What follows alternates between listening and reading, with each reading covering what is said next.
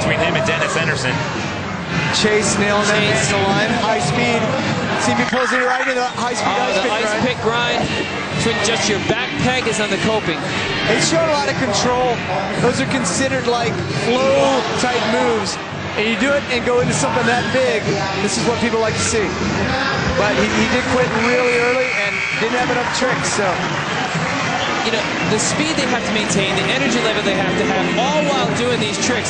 You know, it's like running a 100-yard dash through an obstacle course.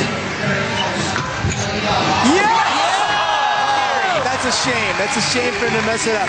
A feeble to 270. Feeble to 270. He's going up sub-box style. That's a 4-foot tall carport, and he's going up like a sub-box, feeble grinding, and then 270 out, but he has to get over the end of it. He's not coming back into where he took off. He's going into something straight. Well, the pressure's kind of on for Gary now because he's got to get 2 solid run scores with 8:44 left in the jam.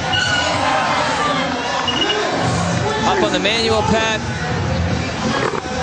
Watch this. Bar spin in. That's very impressive. Right into backflip tail whip landing smooth. Maintain his speed that time. That landing is tiny. Landing smooth on a wooden, like about a 2-foot transition. 12 seconds to go. Again, I hate to keep saying if he can maintain, but we're seeing a lot of guys just run out of energy, run out of lines. Yeah, guys are getting out with about 8, 9, 10 seconds left. Big front flip. Big front flip, holding on. Right out of the buzzer. Used all his time. Coming out with a banger right in the end. I always think that's super important. Yeah, that was a big run right into a big score. Guarantee. This run's going to be big for Dennis Enarson. He's got a first run score of a 40. Remember, it's your 2 best run scores total together. So what does Dennis have for round 2? More of the same. High speed, flowing, big tricks, and not afraid to work in a little of everything. Big bar spin to X up. You don't see people going that high. Not going, and that's what I love seeing. That I love seeing people utilize the big ramps. Flip whip. That's ridiculous. Over that chunk. That is amazing. That's ridiculous. And look at that. That's what I'm talking about. Tech lip tricks in the run, still finds a way to keep the speed and get going again. This is what BMX is about. And he did that right now. And he did that out of a flip whip. Out of a flip whip. If you're watching at home, the 2 clocks in the upper right-hand corner of your screen. The one in white, that's how much time we have left in the jam session. The one in yellow, that is the run clock. And there you go, 41. 41, and Dares is going to pass on his run. Does he have a mechanical difficulty? Is he winded? I have no idea. This is not the time to be passing on your run. If there's nothing wrong with his bike, this is where it gets weird, because now Chase is going earlier than he would have gone. The next guy's going earlier than way. Somebody else might decide they want to pass. In a jam format like this, when somebody gets pulled out of the mix, less time for everybody to rest, think, fix their bike, whatever they might want to do. We saw that last night in BMX Vert. We had 2 guys go out. We were down to a 3-man rotation in the finals, and the 3 guys left. They just called it with a couple minutes left. They were wiped out. Yeah, and when you factor in injuries, if a couple people go down, like what happened last night in Vert. That's a perfect example. You know, Chase could have dropped in a little tired, wasn't expecting to go in that early. Well, this plays to the advantage of Gary Young, because Gary has got the stamina. I mean, Gary can ride all day long. But if he's thinking about his lines, if he doesn't have it all figured out, and he's trying to think it through, and you get rough. The nice toothpick ride over the doorway. That's when just your front peg is on the coping. This run is downside peg ride around the bowl corner. This run is exceptional. If Gary keeps this going, he's going to place his highest score of the day for sure. Well, he needs to drop that. Oh, man, that would have been insane. Tombstone transfer, downside peg ride around the bowl corner. That would have been a great line. It's a shame to see such a good run go to waste there, but you got to give respect to Gary Young for just trying. He wasn't slowing down.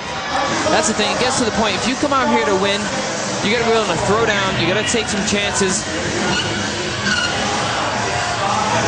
Scotty Kramer starts it off with a tailwind gap transfer.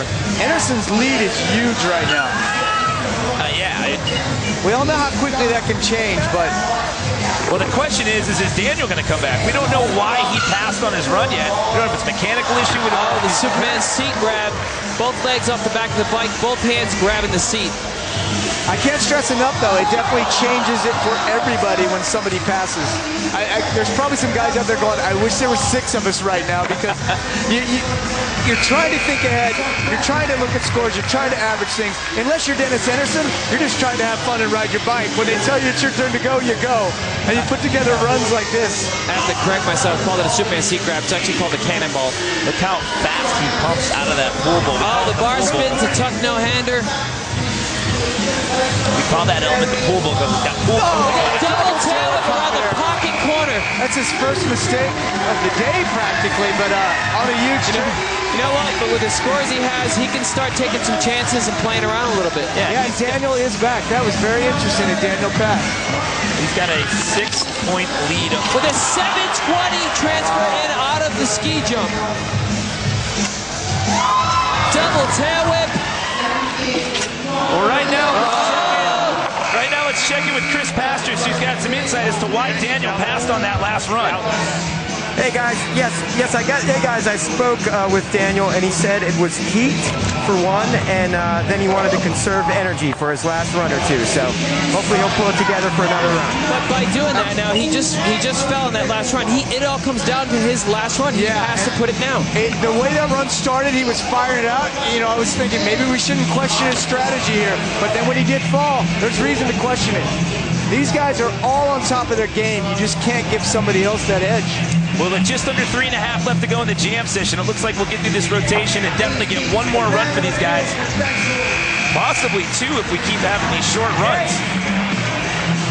Now, we all know what Gary Young's capable of. He's sitting on 2 low scores. He's got at least 2 runs left, I would guess. So, the nice double peg grind transfer out of the carport. Don't count Gary Young out of the medals, and don't even count him out of the gold. These guys from San Diego, they know how to ride their bikes. Well, this one is key right here. He has to get down a full run with just under 3 minutes left to go. He'll definitely get another one, but this one has got to be big. And I was about to say, it looks like it is, but hey, it's still 15 seconds left. There's time. Yeah. Oh, and he pulls the downside around the bridge. Gary's not running a gyro, it appears. His cable. With 5 seconds left to go.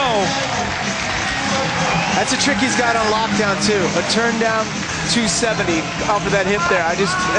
But I noticed his cable's tangled around from. They're outriding at this level. They're in the heat. They got the sun beating down on them. It looks like some of the guys are just starting to get tired. Well, this will be interesting. We really need to see Scotty pull something together, something big, if anybody's going to threaten Dennis. Up in the carport, jumping into the bar spin. Looks like he lost his line. Yeah, and he's sitting in that bronze medal position right now with a 72, and that'll bring up your current leader right now, Dennis Anderson, with just under 2 minutes left to go here in this final jam session. I wonder if Dennis even knows he's in the lead. Even with this, what we call kind of a flawed strategy, Daniel's sitting in second place, and he has a score of 40. A score of 42 would put Daniel in the lead. Yeah. What? There it was. There it was. Double whip in the pocket. Double whip around the pocket. Such an intricate trick to do. What? I think I stand corrected again. Back flip tailwind straight to the foot jam nose, but that's the first one we've seen him touch on. I don't know how much that dab's going to hurt him. I said a score of a 42 would put Daniel in the lead, but not if Dennis Anderson bests his own score I'm here. really interested to see what score comes up for Anderson for that. Because he did stop a little early.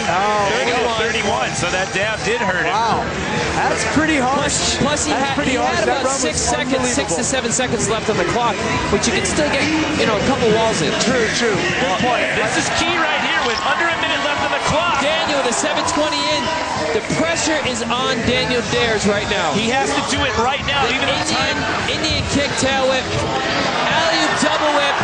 Daniel might stay He's got to maintain this run. He's got to maintain this level. Even though time's going to run out, we're going to finish out the order. 360 tuck no hander. Oh my God. To the flare tail whip. A 42 is going to give him a gold medal, and this is certainly something that would appear to be along those lines. It's going to be close. Well, it won't guarantee it because Dennis Anderson will get one more run. We're going to run the order so everybody gets the same amount of runs, but Daniel is putting it down. 7. Hang on, Daniel. Bar spin. That is a pole. Yes. I want to see what score comes up for that run. Amazing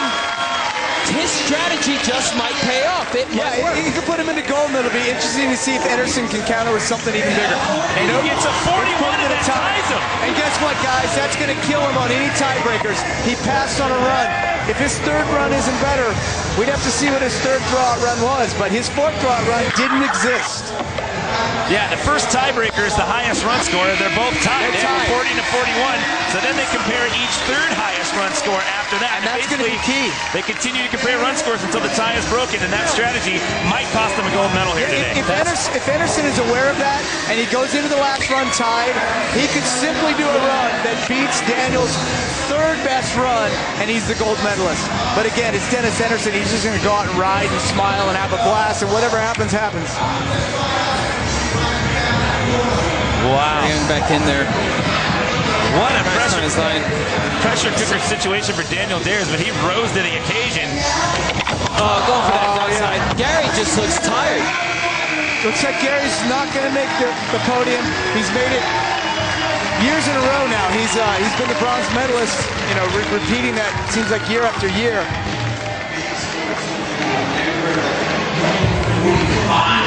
There's Dennis Ederson. Wonder what's going through his head. If he comes in, like you had said, if he can come in this last run and throw down and beat Daniel's best score. That'd do it for Gary Young here. Everyone still does get another run, and now as people start to like wind down, you might see it come to an advantage. And some of these guys at the end, they're going to get a little rest before they drop in. I'm really interested to see how more clock involved. to see how it plays out for Daniel by taking that run off and giving himself some rest. All right, Scotty Kramer sitting in a bronze medal position at this point. Scotty showing you the technical aspect.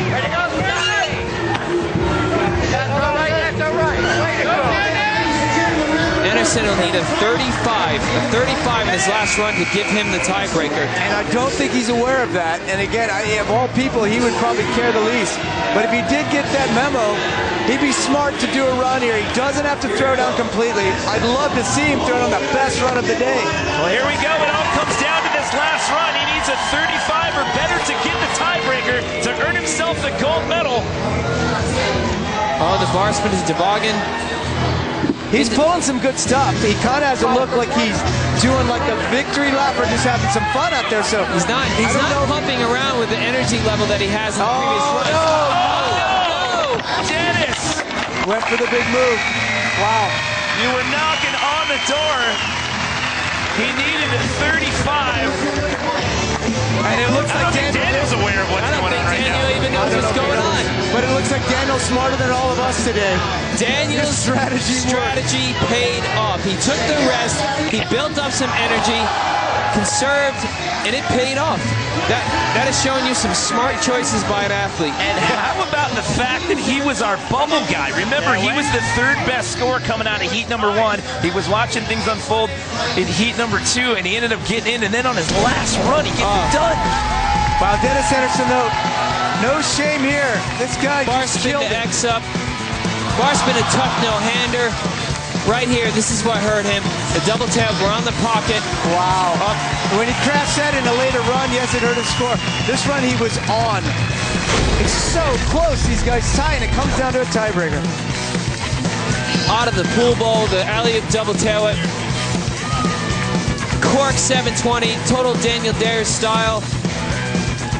And a flare whip, throwing it in. I mean, Daniel packed it with, he packed his run full of tricks, and he got just enough. That must be a great feeling, just enough to win.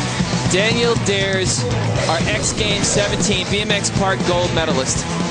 Well, he just added his 4th gold medal in Park. Backs up 2 years in a row. Congratulations there to Daniel Dares getting it done in his last run. And again, I got to bring this up. He was our bubble guy coming out of that first heat. And right now, let's throw it down to Chris Pastris with an interview with our winner. Daniel, explain the strategy you had going into that final. Man, it's just since I got here, I knew that heat was gonna play a big factor. So I was like, dude, I can go 4 runs and have 2 of them is gotta be half because I gotta be exhausted, or do 2, take a breath, and then just do a last one hard with like, it's gotta go either way. These guys are so amazing. It's like they can definitely win. So I was like, I'm gonna gamble. I did the old Ryan Nyquist way where he like just throws the dice and hopes the best, and today I'm happy it worked. Well, it worked for sure. Congratulations. Back to you guys up top.